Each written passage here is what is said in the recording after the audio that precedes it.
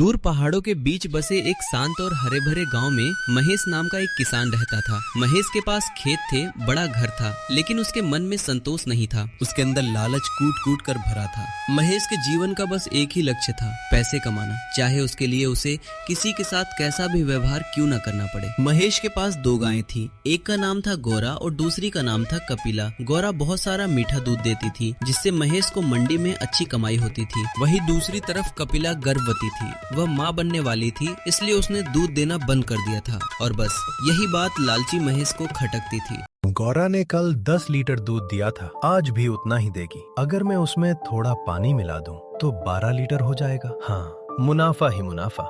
महेश जी, सुबह सुबह आप बस पैसों के ही हिसाब में लगे रहते हैं। कभी भगवान का नाम भी ले लिया कीजिए, सब उन्हीं का तो दिया हुआ है। भगवान का नाम जपने से तिजोरी नहीं भरती सुमन, मेहनत और दिमाग से भरती है। और मेरा दिमाग कहता है कि गौरा मेरे लिए सोने का अंडा देने वाली मुर्गी है। महेश और सुमन तबेले की तरफ जाते हैं। गौशाला में गौरा और कपिला दोनों बंधी हुई थीं, लेकिन दोनों की हालत में जमीन आसमान का फर्क था। गौरा के सामने ताजा, हरा और खुशबूदार चारा रखा था। महेश उसे बड़े प्यार से सहला रहा था। प्यारी गौरा, खाओ, खूब खाओ। तुम हरा चारा खाओगी तभी तो गाढ़ा दूध दोगी। मेरा बैंक बैलेंस तो तुम ही से बढ़ता है। वहीं दूसरी तरफ गौशाला के एक अंधेरे कोने में कपिला बंधी थी। कपिला गर्भवती थी, उसका शरीर भारी था और उसे अच्छे पोषण की सख्त जरूरत थी। लेकिन महेश ने उसके सामने सिर्फ सूखा भूसा और कुछ सड़े हुए डंठल डाल रखे थे। कपिला की आंखों में एक अजीब सी उदासी थी। वो बेचारी भूख से बेहाल थी, लेकिन सूखा चारा उसके गले से नीचे नहीं उतर रहा था। महेश जी, ये आप क्या कर रहे हैं? कपिला माँ बनने वाली है, इस समय उसे ताजे चारे और गुड़ की जरूरत है, और आपने उसके सामने ये सूखा और बासी भूसा डाल रखा है। ओ, क्या उसे मेवे खिलाऊं? मुफ्त की रोटियां तोड़ने की आदत पड़ गई है इसे। मुफ्त की रोटियाँ? महेश जी, कपिला ने भी सालों तक हमें दूध दिया है। उसी के दूध को बेचकर आपने ये पक्का घर बनवाया है, और आज जब उसे हमारी सबसे ज्यादा जरूरत है तो आप उसके साथ ऐसा बर्ताव कर रहे हैं। देख सुमन, मुझे ज्ञान मत बांट। व्यापार का सीधा नियम है, जो फायदा दे उसकी सेवा करो। गौरा दूध दे रही है, उसे हरा चारा मिलेगा। कपिला अभी मेरे किसी काम की नहीं है। जब बच्चा जनेगी और दूध देना शुरू करेगी तब देखेंगे। अभी के लिए ये सूखा भूसा ही इसका नसीब है। महेश की ये बातें सुनकर सुमन का दिल बैठ गया। वो जानती थी कि महेश को समझाना पत्थर से सिर टकराने जैसा है। रात हो चुकी थी, पूरा गांव सो रहा था, लेकिन सुमन को नींद नहीं आ रही थी। उसे बार बार कपिला की वो उदास आंखें याद आ रही थी। बेचारी कपिला, उसके पेट में एक नन्ही सी जान पल रही है। अगर उसे सही खाना नहीं मिला तो वो और उसका बच्चा दोनों कमजोर हो जाएंगे। मैं महेश जी के डर से चुप नहीं बैठ सकती, मुझे कुछ करना होगा। सुमन दबे पांव बिस्तर से उठती है। वह रसोई में जाती है, वहाँ से कुछ ताजा रोटियां, थोड़ा सा गुड़ और रसोई के पीछे उगाए गए ताजे हरे चारे का एक गट्ठर तैयार करती है। रात के अंधेरे में महेश से छुपकर सुमन लालटेन लेकर धीरे धीरे गौशाला की तरफ बढ़ती है। कपिला, ओ मेरी कपिला, देख मैं तेरे लिए क्या लाई हूँ। कपिला, जो भूख के मारे सो भी नहीं पा रही थी, सुमन को देखकर धीरे से रंभाती है। उसकी आंखों में जैसे एक चमक आ जाती है। मुझे माफ कर दे कपिला, महेश जी के सिर पर पैसों का भूत सवार है, पर तू चिंता मत कर। जब तक मैं हूँ, तुझे और तेरे बच्चे को भूखा नहीं सोने दूंगी। रोज रात को छुपकर मैं तुझे अच्छा खाना खिलाने आऊंगी। कपिला बड़े चाव से वो खाना खाती है और अपना सिर सुमन के कंधे से रगड़ने लगती है, जैसे उसे धन्यवाद कह रही हो। सुमन के इस छोटे से कदम ने कपिला की जान में जान डाल दी। लेकिन सुमन नहीं जानती थी कि उसका ये प्यार भरा काम बहुत जल्द महेश की नजरों में आने वाला है, और इसके बाद जो तूफान आएगा वो कपिला की जिंदगी हमेशा के लिए बदल देगा। दिन बीतते गए। सुमन हर रात छुपकर कपिला को अच्छा चारा, गुड़ और रोटियां खिलाती रही। सुमन के इस प्यार और सही पोषण से कपिला की सेहत सुधरने लगी थी। उसका शरीर जो कमजोर पड़ने लगा था, अब फिर से पुष्ट होने लगा था। लेकिन यही बात लालची महेश की नजरों में आ गई। एक दिन गौशाला में महेश ने कपिला को ध्यान से देखा। ये क्या अजूबा है, मैं तो इसे सिर्फ सड़ा हुआ भूसा देता हूँ, फिर भी इसकी चमक कैसे लौट रही है? ये कमजोर होने की बजाय हट्टी कट्टी कैसे हो रही है? दाल में कुछ तो काला है। महेश के मन में शक का बीज बो चुका था। उसने फैसला किया कि वो इस बात का पता लगा कर रहेगा। उस रात महेश सोने का नाटक करके अपने बिस्तर पर लेट गया, लेकिन उसकी आंखें खुली थी। जैसे ही आधी रात हुई, सुमन हमेशा की तरह उठी। उसने रसोई से गुड़ और रोटियां ली और दबे पांव गौशाला की तरफ चल पड़ी। महेश भी चुपके से उसके पीछे पीछे गया। ले कपिला, जल्दी से खा ले, आज मैंने तेरे लिए मीठी रोटियां बनाई हैं। अच्छा, तो ये हो रहा है मेरे पीठ पीछे। महेश की कड़कती आवाज सुनकर सुमन के हाथ से रोटियों की टोकरी छूट कर गिर गई। कपिला भी डरकर पीछे हट गई। महेश जी, वो बेचारी भूखी थी, पेट में बच्चा है उसके, सिर्फ भूसे से उसका पेट नहीं भरता। चुप कर, तू मेरे ही घर का राशन इस नकारा जानवर पर लुटा रही है। मैं यहाँ दिन रात एक करके पैसे बचाता हूँ और तू उसे पानी की तरह बहा रही है। महेश ने गुस्से में सुमन का हाथ पकड़ा और उसे खींचते हुए गौशाला से बाहर निकाल दिया। आज के बाद अगर तूने इस गौशाला में कदम भी रखा तो मुझसे बुरा कोई नहीं होगा। जा अंदर और दरवाजा बंद कर ले। सुमन रोते हुए घर के अंदर चली गई। अब महेश का सारा गुस्सा बेजुबान कपिला पर उतरने वाला था। उसने नीचे गिरी हुई रोटियों और गुड़ को लात मारकर दूर फेंक दिया। तुझे मुफ्त का माल खाने की बहुत आदत पड़ गई है ना? अब देख मैं तेरा क्या हाल करता हूँ। महेश ने कपिला के खूंटे से बंधी रस्सी खोली और उसे धक्का देते हुए गौशाला से बाहर खुले आंगन में ले आया। कड़ाके की ठंड पड़ रही थी। महेश ने कपिला को आंगन में एक सूखे पेड़ से बांध दिया जहां ठंडी हवाएं सीधे लग रही थी। उसने उसका सूखा भूसा भी वहां से हटा दिया। अब यहीं सर्दी में सिकुड़ती रह, जब तक बच्चा नहीं जनेगी तुझे एक तिनका भी नहीं मिलेगा। रात बहुत गहरी और ठंडी हो चुकी थी। खुले आसमान के नीचे बेचारी कपिला ठंड से कांप रही थी। उसे अपनी नहीं बल्कि अपने पेट में पल रहे उस नन्हे बच्चे की फिक्र थी। कपिला बार बार घर के बंद दरवाजे की तरफ देख रही थी। शायद उसे उम्मीद थी कि सुमन आएगी, लेकिन दरवाजा नहीं खुला। कपिला की आंखों से मोटे मोटे आंसू बहने लगे। जानवरों में भी ममता होती है। कपिला समझ गई थी कि अगर वो यहाँ रही तो महेश के अत्याचारों से उसका बच्चा कभी दुनिया नहीं देख पाएगा। उसे अपने बच्चे की जान बचाने के लिए एक कड़ा फैसला लेना ही था। कपिला ने अपनी बची खुची ताकत इकट्ठा की। उसने पेड़ से बंधी अपनी रस्सी को पूरी ताकत से खींचा। रस्सी पुरानी थी, एक झटके में टूट गई। आंगन का मुख्य दरवाजा आधा खुला था। कपिला ने एक आखिरी बार उस निर्दयी घर की तरफ देखा, एक गहरी सांस ली और धीरे धीरे अपने भारी कदमों से घर के बाहर निकल गई। वह बिना पीछे मुड़े चलती रही।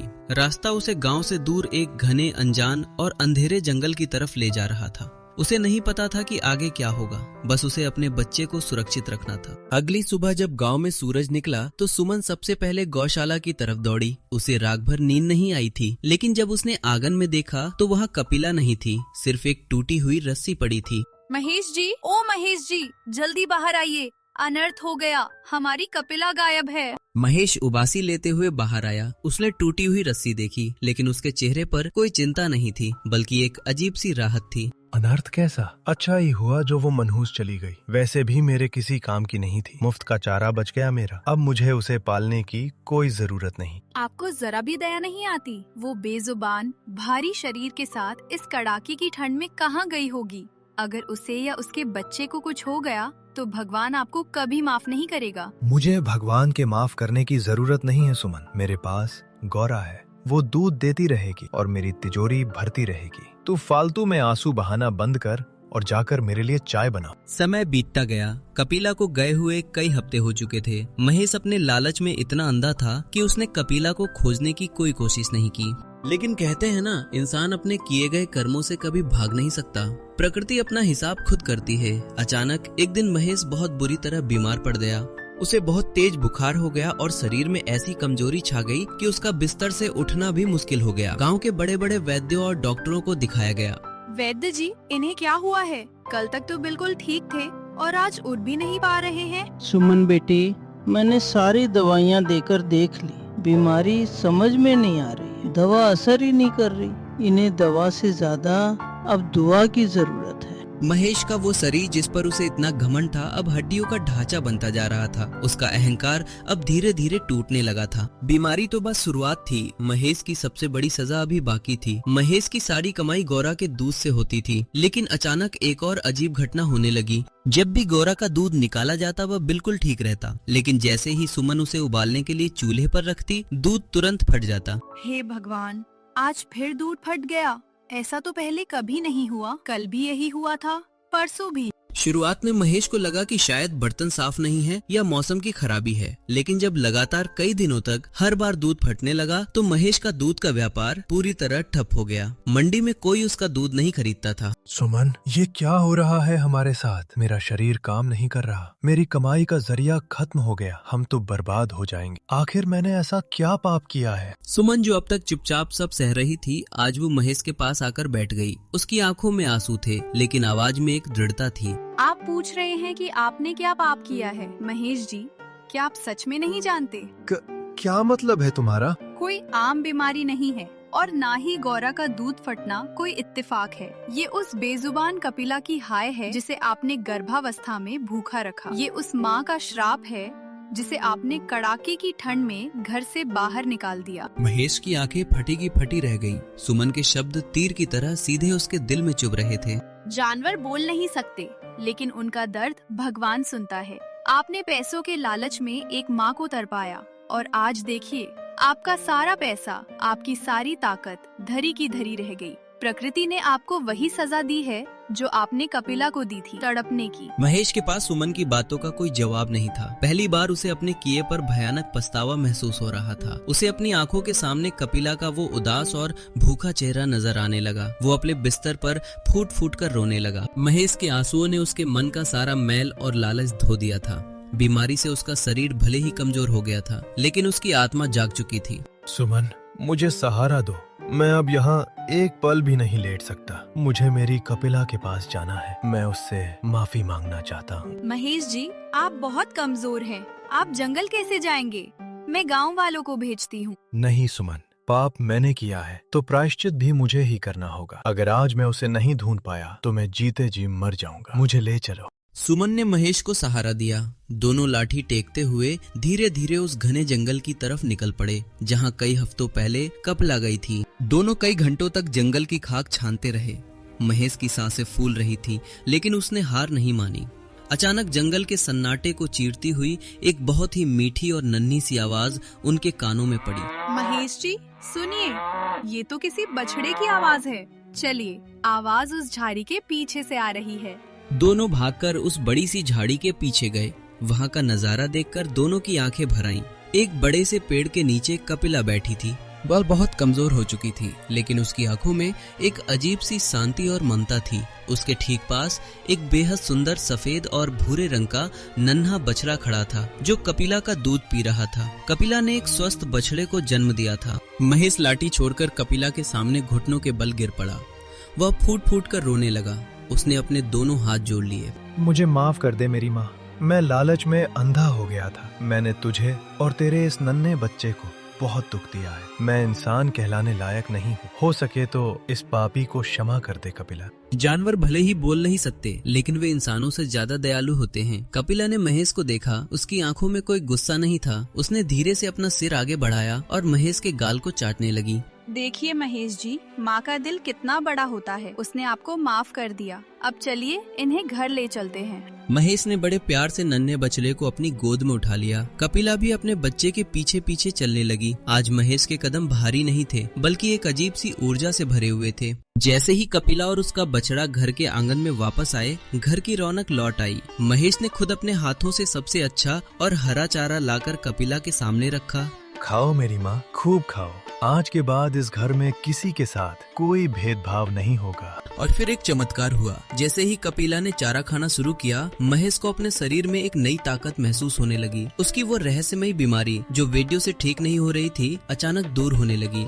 महेश जी, चमत्कार हो गया। आज मैंने गौरा का दूध उबाला और वो फटा नहीं, बिल्कुल गाढ़ा और मीठा है। महेश मुस्कुराया और आसमान की तरफ देखकर हाथ जोड़ लिए। वो समझ गया था कि प्रकृति ने उसे माफ कर दिया है। इसके बाद महेश पूरी तरह बदल गया। उसने लालच करना छोड़ दिया। अब उसके तबेले में गौरा, कपिला और उसका नन्हा बछड़ा सब एक समान थे। सबको अच्छा खाना और पूरा प्यार मिलता था। महेश का दूध का व्यापार फिर से चल पड़ा, लेकिन इस बार वो पैसों से ज्यादा अपनी गायों की खुशी का ध्यान रखता था। दोस्तों, ये कहानी हमें सिखाती है कि लालच इंसान का सबसे बड़ा दुश्मन है। बेजुबान जानवरों में भी जान होती है, भावनाएं होती हैं। अगर हम उनके साथ क्रूरता करेंगे तो प्रकृति हमें उसकी सजा जरूर देगी, लेकिन अगर हम प्रेम और करुणा दिखाएंगे तो हमारी जिंदगी में कभी कोई दुख नहीं आएगा।